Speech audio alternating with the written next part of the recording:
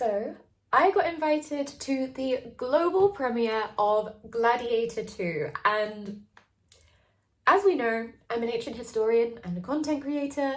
This is the epitome for me. This is something I was mentally manifesting and hoping for, and all of my dreams have come true. This is a big deal and I am so thankful. And because I've seen it early, this now means that I can get a video ready for you nice and early so that as soon as you've had a chance to sit down in the cinemas and watch it, you can come back and learn about all the historical fact and fiction. If that sounds like something you might be interested in, don't forget to like this video and subscribe so that you don't miss out on future content.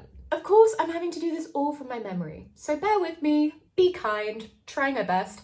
I will do another video when I've seen it again in the cinema and when it's released on DVD so that I can be a little bit more detailed. But before we get into it, hi, if you're new here, I'm Kelsey. I'm the creator of Bite Size Ancient History, and I studied classics at undergrad and then Egyptology at masters. So on this channel, we're here to talk about all things ancient world. Specifically today, we're going to be talking about the new movie Gladiator II, starring Paul Mescal and Pedro Pascal. And no, we're not here to slander the movie just because parts may be inaccurate. I'm gonna put it out there right now. I personally loved the movie. It kept me engaged. Hard not to when Pedro Pascal. So I'm okay with a little bit of inaccuracy because we have to make these movies entertaining. But let's just learn a little bit from it. Of course, spoilers ahead. So if you have not seen the movie yet and you don't want to accidentally learn something, save this video for later. Side note, I also apologise for the lighting, but I live in England and it is now gone 4 p.m, which means I'm basically working in pitch black, but I wanted to make sure that I got this video out to you really quickly. So I'm working the midnight oil. I think that's a phrase. Burning the midnight oil, I think. But without further ado, let's get into it. So what happens in Gladiator II? Let's try and challenge my brain to do a little bit of a plot summary. Again, if I've missed points, I'm sorry. It's a very long movie, and I have a very small brain. So the movie starts with a little bit of writing on the screen that tells you that this is taking place, I think, about 20 years after the original Gladiator movie. And that now the emperors are Geta and Caracalla. And that basically under them, Rome is not doing very well. All of the ethical and moral ideas that were promoted under Marcus Aurelius, that is the emperor at the beginning of Gladiator I, have basically fallen apart, and there's the threat of an uprising happening. The first person we see is Paul Mescal, who is playing a character called Lucius, aka, his nickname in it, Hanno. I'm pretty sure it's Hanno. And he is living in Numidia with his wife. However, we get this really idyllic scene of them kind of in the farm around their house, but then we hear warning sirens basically going off that there is an incoming siege. Who is this incoming siege? This is the Romans, led by Pedro Pascal, playing Acacius. During this battle, and it's very gory actually. If you're not into gore, you probably won't enjoy this movie. I'm really sorry about that. I personally am fine, but I know there were a few people around me that were like, oh, maybe we've gone a little bit far. Very accurate battle scenes though, so that's fun. During this battle, unfortunately, Lucius's wife is very sad. He nearly dies himself. He falls down into the waters while they're getting attacked, but makes it out. He is captured as a slave by the Romans when they are ultimately victorious in this siege. He is taken to Rome and is basically paraded as a slave during what is called a Roman triumph, where we see Acacius being honoured. As part of his honours, there is entertainment that takes place in the Colosseum with Paul Mescal's character and other slaves being the entertainment, where they are basically fed to, I think it's baboons. I'm not a zoo animal person, but I'm pretty sure. They're pretty ferocious, but somehow Lucius makes it out alive, and he is basically spotted and recruited by a man called Macrinus, who's played by Denzel Washington. He's then taken to Antium and starts to be trained as a gladiator and becomes Macrinus's little prodigy. But Lucius is a very defiant person, so what does Macrinus do to basically persuade him to become a gladiator, aside from saying that basically you'll die if you don't fight for your life? Which I guess he's not bothered by because his wife died. But yeah, he says basically, I can give you whatever you want, and Lucius demands the head of Acacius, Pedro Pascal.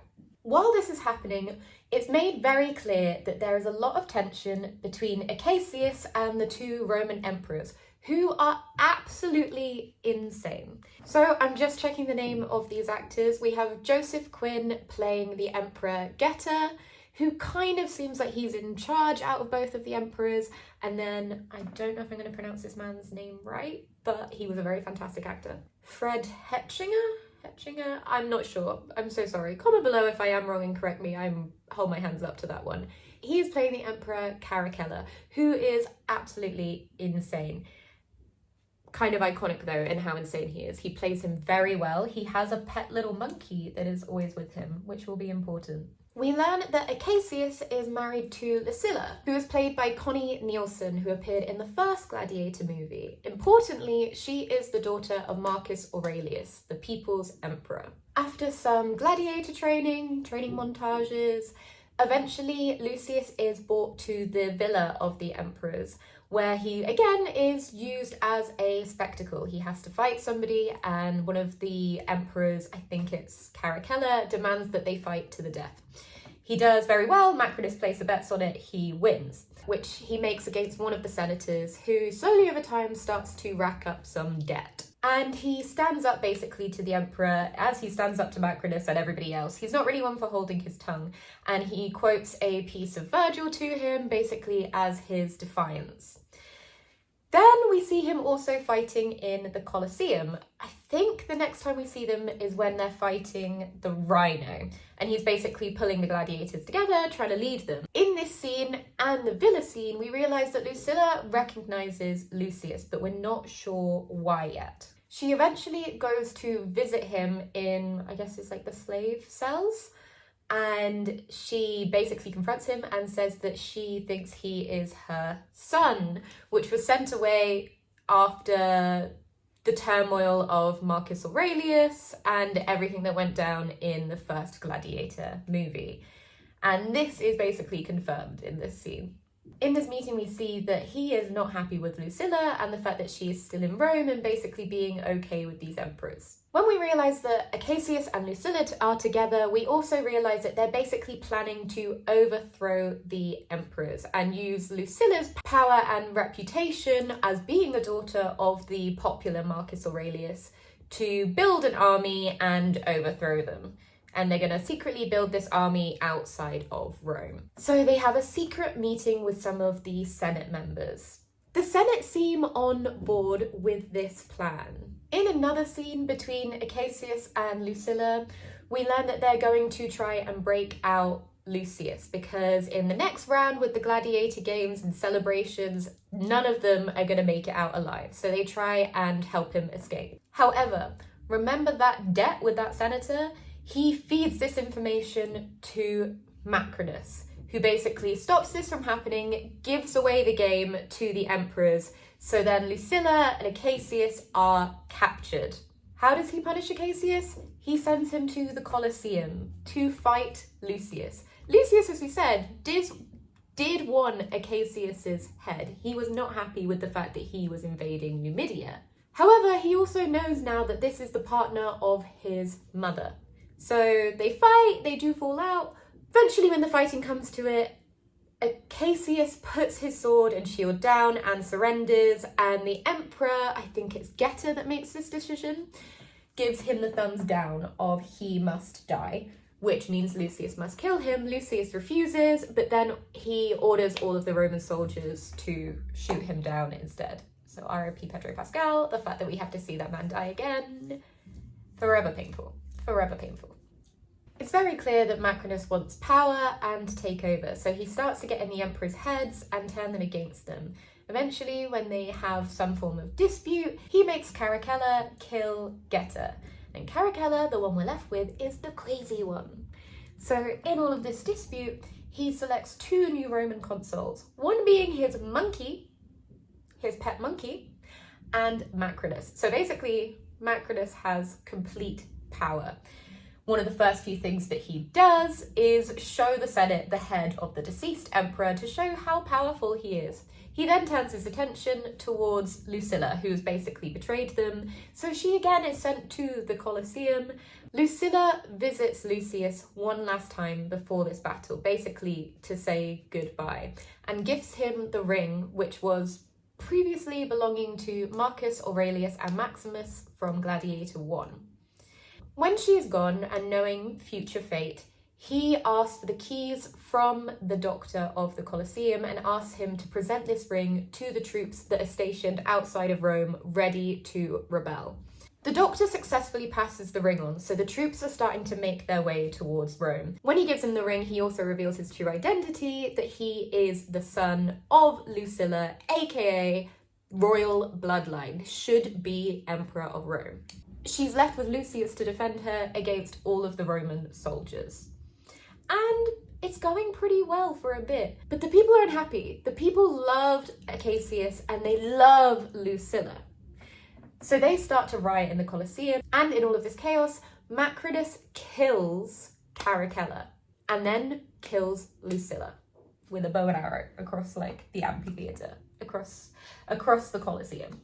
Then we have a head-to-head scene with Macrinus's army from central Rome and then the hidden legion that's now led by Lucius. So Macrinus and Lucius have a head-to-head, lots of bloodshed, arms chopped off. Macrinus loses, Lucius wins. We're all happy. Happy ending. Woo! Sorry, that was a really long summary and kind of convoluted. I'm really surprised that I managed to remember most of that. With all of that said, let's get into the historical details of this movie. So the film starts in a place called Numidia, and this was a very real place in the ancient world. It is located in North Africa, so modern day Algeria and Tunisia. So we love that. It was a very real place, and its earliest interactions with Rome were during the Punic Wars from 218 to 201 BCE. So about 400 years prior to this movie. During this, it's not like a unified Numidia, but one of the rulers of these areas allies with Rome during the Punic Wars. This was in the successful battle between Rome and Carthage, successful for Rome, not for Carthage, in 202 BCE called the Battle of Zama. After this battle, they become a client kingdom of Rome. In effect, this means that they are semi-independent. They're basically allowed to function in the way that they did before, but they have to admit that they are under the control of Rome still, basically. They have an allegiance to Rome. In 112 BCE, we have something called the Jugurthine War, and this is when one of the Numidian rulers rebel against the Romans. However, they are ultimately defeated by Rome. And at this stage, they basically become engulfed by the Roman Empire. Then by 46 BCE, under Julius Caesar, they become an official Roman province. So they can still function semi-normally, but they are part of the Roman Empire. They don't have to invade them. So there was no invasions of Numidia under the emperors Caracalla and Geta, as this is happening much later. So I'm not quite sure why they decided to make Lucius's character,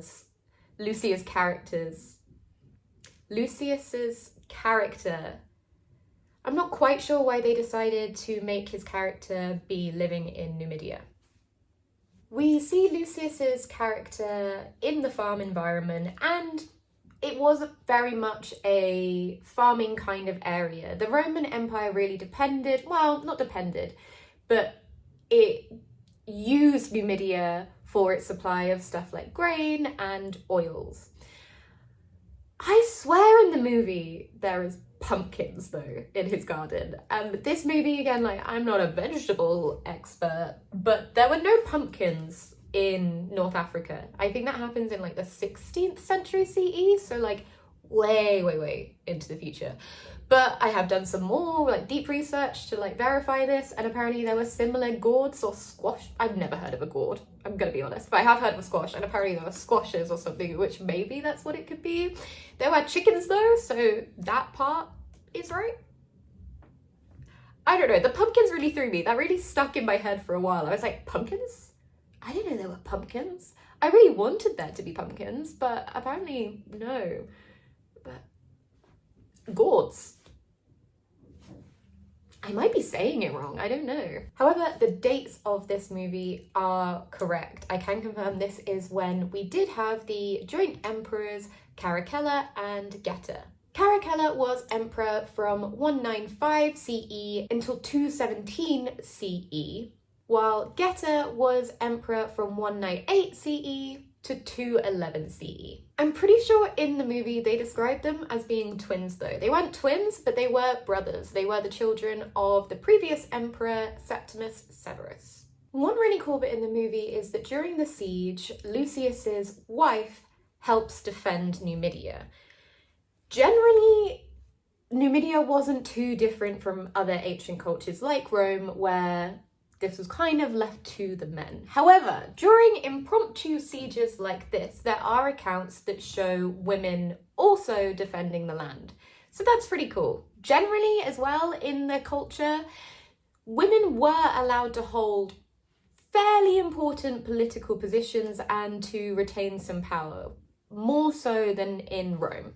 But generally less direct combat, more helping out the main soldiers. So they've taken a bit of liberty here, but I get it, I'm not angry at it. Like, it is more reflective of what we would consider the ideal in current society times. So I think a pretty cool bit during the siege is that we see these giant catapults being used that have like something on fire that they're throwing in a catapult. And this was a very real thing used by the ancient Romans and probably Numidians. We also see musical instruments during the siege, which seems bizarre. However, this was a very real thing. You can actually, I think it's still in there right now in the British Museum. If not, it was definitely there during the Legion exhibit. This circular kind of trumpet instrument was a very real instrument that they used during battle alongside drums. This was used, we think, not only to rally the troops, but also a secret pattern or like phrase could be used basically to communicate the different maneuvers that they want their soldiers to execute. So Pedro Pascal's character, Marcus Acacius. Unfortunately, and I spoke about this in my review of the trailer, go check that out for more detail because I'm going to try and not repeat myself too much. This is not a real figure from ancient Rome. There is no Marcus Acacius. However, I do think the movie kind of addresses this in quite a cool way, is that when he is found guilty of trying to conspire against the emperors, they say that basically they're going to make sure that his name is erased from history. So I like that it shows they know what they're doing. They're aware they have invented this character for the plot, and they're addressing it and satisfying us as historians. Personally, I think it's worked. If anything, I find it a little bit funny that they've gone, look, I know you're going to come for us because this is not a real person. We know. Let it be known we've done our research. Fair enough. What about Lucius himself, Paul Mescal? Yes, this was a real person from ancient Rome. And yes, he is the son of Lucilla, aka the sister of Emperor Commodus, daughter of Emperor Marcus Aurelius.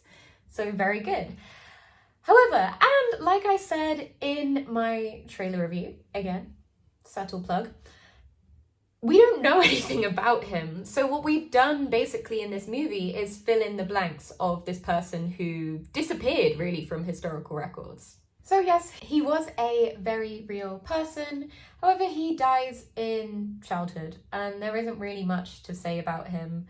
So again, like, the movie wouldn't exist. But at least they did take a real person. It shows they've done their research. He's not the son of Maximus.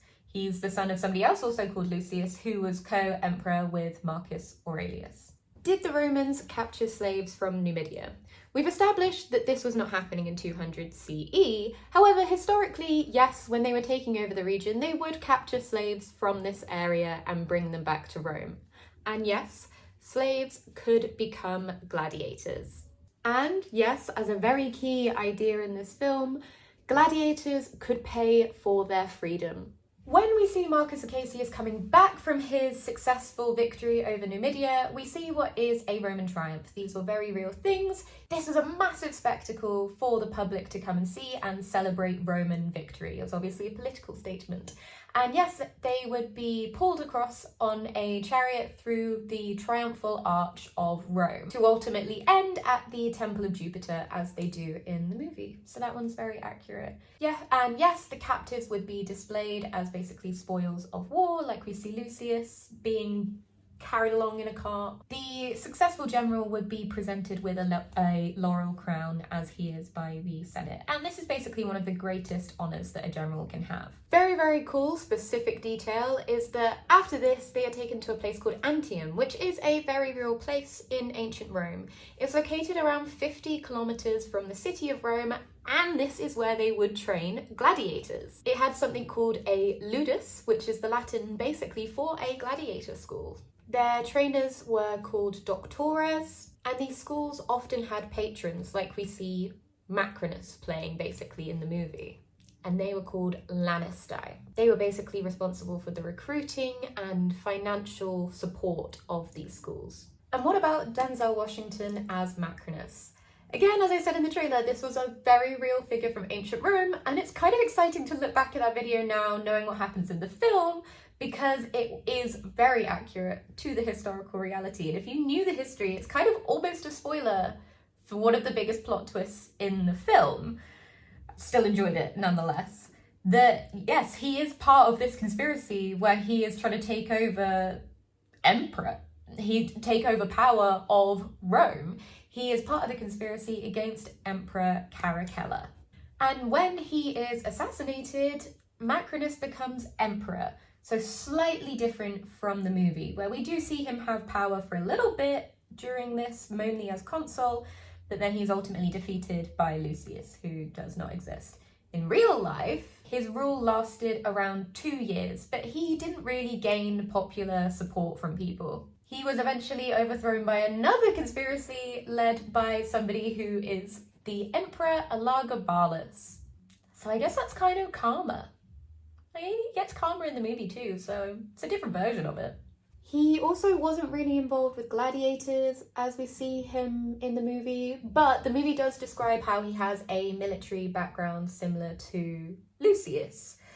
And that is right, he acted as Praetorian Prefect, which had like administrative and military duties. Okay, so one of the fights in the Colosseum, we see these terrifying baboons, and these were actually used in gladiatorial combats in the Colosseum. So that's pretty terrifying because you see just how brutal and ferocious they can be. They obviously weren't as common as humans versus humans, but for special events like a Roman triumph, they would be brought out as an exotic kind of spectacle. In this video, I'm not going to go into the details about the rhino or the flooding of the Colosseum because I did kind of talk about that in detail in my other video. So again, go check that out because I don't want to repeat this for people that have seen that. You snooze, you lose. Did Geta kill Caracalla? Yes. Their relationship as co-rulers was always fraught with tension. They, to a point, were really terrified that one of them was going to poison the other. Their mother would often try and intervene, but to no success. How did this happen in real life? Basically, Caracalla invites Geta to a private meeting and under the guise that they're going to reconcile, basically. However, he brings a hidden soldier who comes along, and generally, Caracalla was considered a very ruthless and bloody ruler. And yeah, generally in historical records, Caracalla is depicted as being a little bit crazy. He did have a pet monkey that is mentioned in a very brief anecdote, and he does make an animal consul of Rome. However, it is his horse, not his monkey. I understand why they shortened it to monkey, because then you have to introduce 2 animals, which, I mean, seems a bit crazy, but maybe it could have worked. I don't know, but it's fine. They basically got it right. So unfortunately we know Acacius isn't real, so he was then never married to Lucilla. She's married to somebody called Lucius, has the child called Lucius. Lucilla herself is real, we've touched on. And she was involved in a conspiracy against the Emperor Caracalla. In 182 CE, however, this is discovered and she is exiled and then later executed, which does kind of happen in the film. She is somewhat executed, but in real life it isn't in the dramatic style in the Colosseum. It's generally believed that she was probably strangled in private. When being transported through one of the triumphal arches of Rome, Lucius gives the story of the twins named Romulus and Remus and the she-wolf that keeps them alive. This is one of the very real foundation stories of ancient Rome.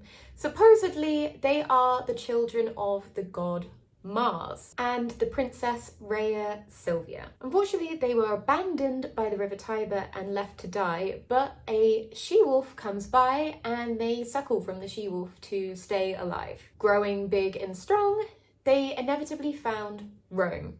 I say they, one of them does. I will give you 2 seconds to guess which one successfully does and which one is murdered by the brother. We're not called the Remans, so there you go. But yes, very, very true mythology. And it makes sense that they kind of highlight this in the movie because obviously we have this whole twin situation going on with Geta and Caracalla and one killing the other. So a little bit of foreshadowing going on there. And I think because the real Lucius died as a child and Acacius doesn't exist, that's probably all of the details we can go into today as a general plot overview of what is accurate and what isn't. So that does mean the film is quite inaccurate. Am I mad about that? No, because I think the smaller details you can see that have gone into it that we've discussed shows that they've researched and they've changed things to make it an interesting story. And by creating these characters that don't exist and going off a character that died in childhood and making them an adult, it gives them the freedom to do a little bit more with it so that I can't complain, basically. And I think that's fine. It's a movie. We're there to have fun, and it's these kinds of movies that inspire children to actually then study it further. So I'm not mad. I loved it. I enjoyed it, and I hope you did too. Thank you for bearing with me. I know it's probably not the most coherent one. I would love to do another video to go into more detail when I've seen it again, and also we got to see the costumes during the global premiere, so I'd love to talk about them in more detail. So comment down below if you're interested and I will get on that. If not, don't forget to like this video and subscribe. Thank you for watching and I'll see you next week. Bye!